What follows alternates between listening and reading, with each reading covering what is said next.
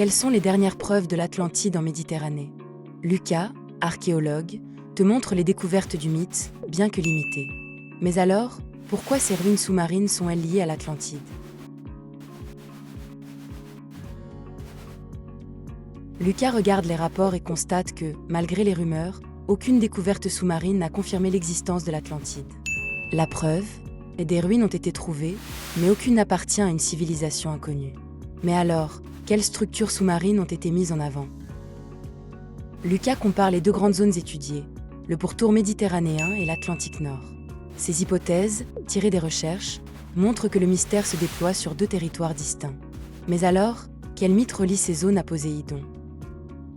Lucas rappelle que, dans la mythologie, Poséidon est le gardien de l'Atlantide, liant le dieu au site immergé. Cette connexion explique pourquoi le mythe persiste autour de ces régions. Mais alors, quelle catastrophe aurait pu anéantir cette cité? Lucas explique que les spécialistes évoquent un séisme ou un tsunami comme cause possible d'une disparition soudaine, capable d'engloutir toute une civilisation. Cette hypothèse repose sur des catastrophes géologiques majeures. Mais alors, quelles sont les dernières preuves concrètes de son existence?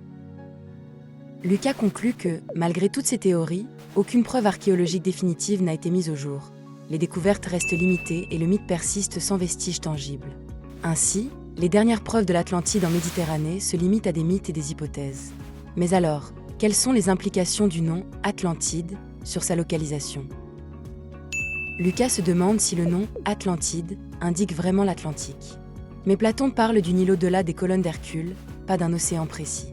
Alors, quel apport concret l'article de Rousseau de 1970 a-t-il apporté aux recherches? Lucas lit l'article de 1970 et s'attend à des découvertes solides. Pourtant, l'étude ne montre aucune preuve matérielle, seulement une supposition. Alors, combien de sites submergés ont été étudiés sans lien avec l'Atlantide?